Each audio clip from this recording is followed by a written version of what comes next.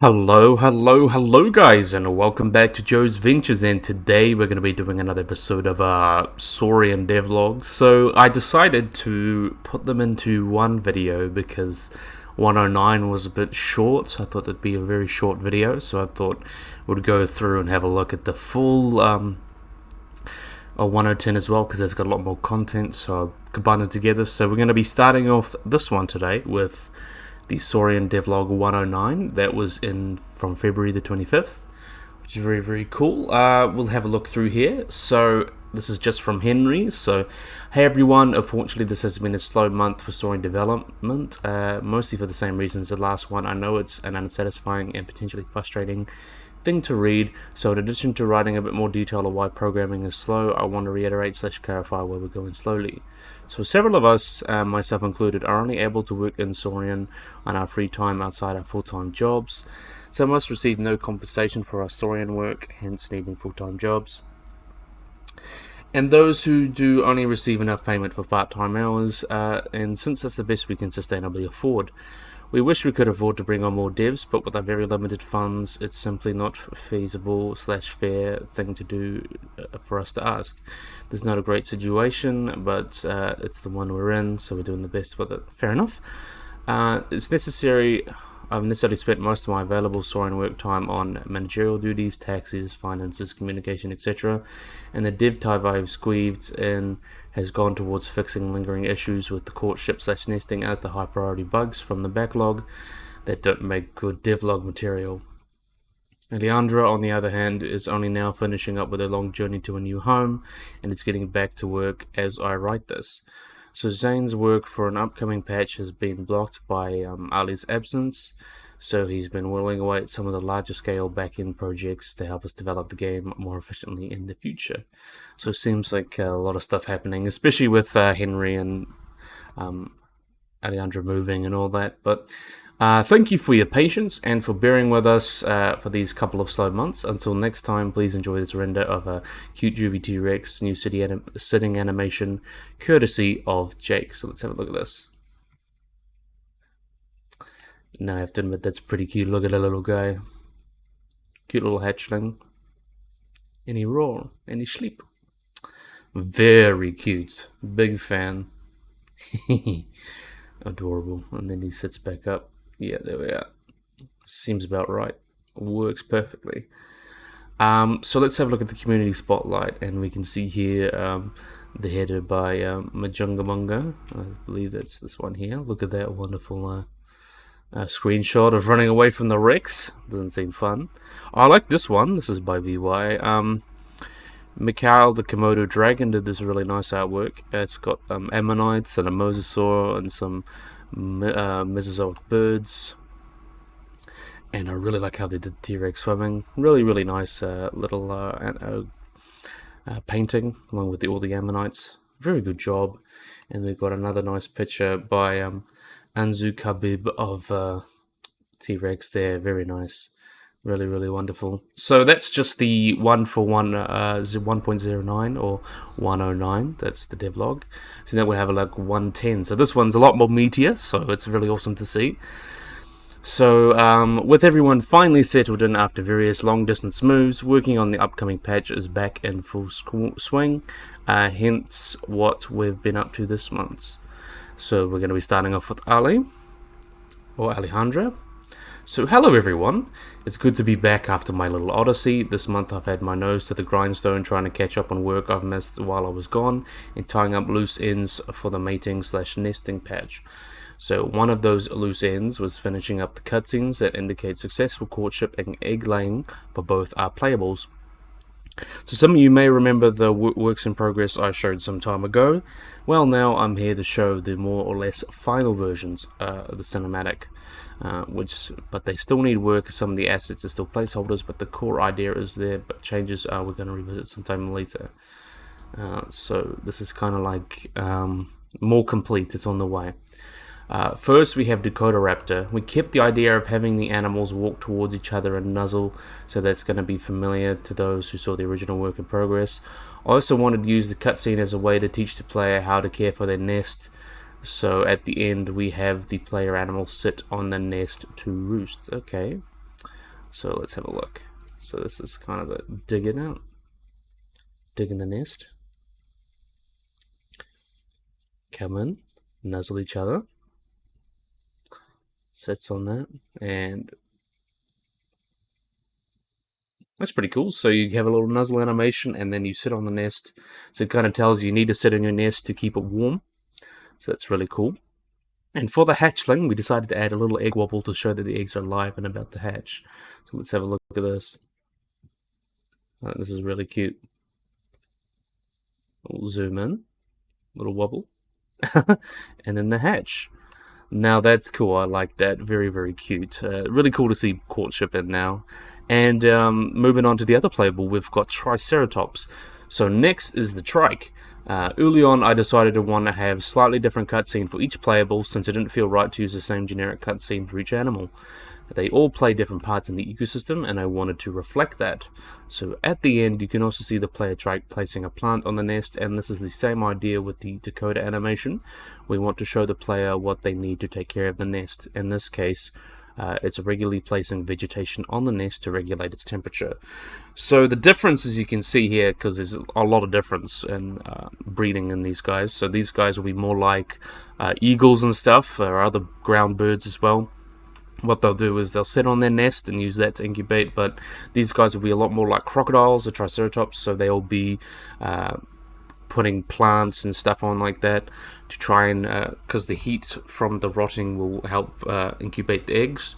So it's pretty much the same kind of thing, but instead of sitting on them, they use like plants and stuff, rotting vegetation. Basically what crocodiles and more crocodile and turtle style than bird style. So yeah, pretty cool though. So we're gonna have a look at this. So here's Big Dead Triceratops.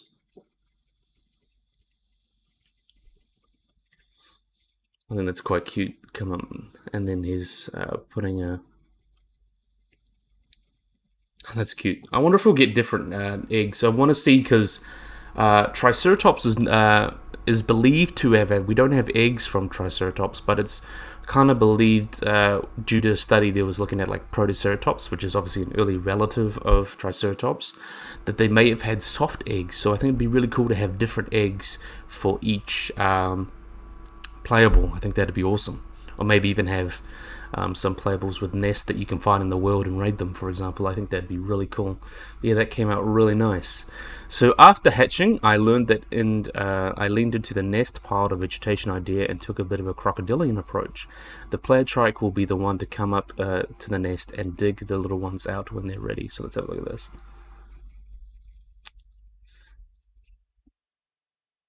It's cute. And then the baby comes out. Obviously, it's adult right now, but we can have a look at it. Maybe put a little bit of head in it. I think that's a really, really cute. I think that's cute. Really cool that we see like something so different. It adds a lot of personality to each playable. Because if they all gave us this one, it would feel really weird for Trike to do the same thing. But I think it's really awesome to add all that personality to them. So hopefully, the cutscenes convey the right information clearly to everyone. If that's not the case, let us know, and we can always tweak or rework if needed. Iteration is the only way to get better, and I'm always looking to learn more. So shout out to the people who are out there who want to work / aren't currently working on the game industry doing cutscenes, cinematics, etc. It's hard work but rewarding when you get it right. So yeah, I'm a really big fan of how these are coming out, and it'd be really cool to see them in the update. So Ale, you did a wonderful job with these little animations, and I can't wait to see some for the other playables. That'll be awesome. So let's have a look at Henry. So hello everyone. This month I've mostly been adding the finishing touches to courtship and mating, as well as knocking out some major high priority bugs as possible. Also doing manager stuff like taxes. Yuck. Of course. It's been a while since I've been able to put some of Zico's unimplemented and wonderful music in, but luckily this patch hits a landmark that means adding a new track. Additionally, Chris was able to throw some tutorial tooltips for us on a dime when we needed to iterate to what information we need to communicate to the player about mating and courtship. That's cool. That really helps with the mating and courtship. Bug-wise, our progress is looking good. Many of our high priority bugs are dealt with, and our internal QA hammering away at the build for everything they can find. We're looking to track for public testing phase relatively soon, so barring unforeseen future obstacles, etc, etc. So this should be in your hands soon, hopefully. And next we're having a look at Jake's input in the devlog. So after some preliminary tests with the hatchling race, we decided to prepare to move forward with the animations for the next growth stage. So moving up to juvenile this month, I worked on porting the animations from hatchling to juvenile and then modify them to add more distinctive character to this ontogenetic stage. So more to come for juvenile and other stages. So let's have a look. Rawr. I like that. It's a little bit more weighty, I think. It's like a punky teenager. Look at that. Wonderful. Really, really cool. And we've got some more plant assets now. So I also resumed work on the remaining plant assets for the game. Have a look at the new Dirophyllum and Lithorodendries assets. So Lithorodendries, I believe I pronounced that. It's Lithorodendrites or something like that. Isn't super different from the original, but up to a new standard of quality. So we can see some new plants as well. Looks really, really nice. It's cool to see all of the plants getting changes, because that's really helped with performance. And I think generally just makes the game look better. So it'd be cool to have like the update with the plant assets and new plant assets breeding and things like that to add new. And Dirophyllum, however, we decided to change around. Tom spoke with a researcher working on Hellcreep plants, who mostly confirmed our choices, but suggested that Dirophyllum subphyllum, I believe you pronounce that, was probably not a Dirophyllum, and instead a member of the Sabaceae. Another cool thing this time around was I was able to work flowers into the foliage, which I haven't really done before. Looking forward to more animating and vegetation in the near future. So really cool to see flowers, because common knowledge is that flowers were probably around in the most likely around in the Cretaceous, and there actually may be evidence there may have been flowers in the Jurassic that's from recently. So I think that's really, really cool to add flowers and add a little bit more kind of, what's the word, just more flowers to the world, instead of your more stereotypical like prehistoric world with just conifers and like just green and green and green. But having flowers, I think, would be really, really cool. That they probably wouldn't look much like our flowers today. They'd be different kinds, because they're obviously very specialized organs. But yeah, really cool to see Jake working on some more plants and some more animations. So I'm really excited to see those added. Really, really cool. So we got the community spotlight as well. This is by Perel. I really like this image of the Triceratops and the redwoods. The redwoods look so beautiful. I can't wait to see the new textures as well. It's going to look great. Then we have another one by Discord user with that funny face. Have a look at Mama T-Rex or Daddy T-Rex with a little baby. I think that's really, really cute. This shows the growth stages. I'm really excited to play through the different growth stages. Be like playing 4 dinosaurs in one. I think that's going to be awesome. And then we have another one by Monica. This is a female Triceratops, which I'm a big fan of. I like the contrast. And the redwoods again. I think it looks really, really cool. So yeah, I'm a big fan of what's come up with this these two devlogs.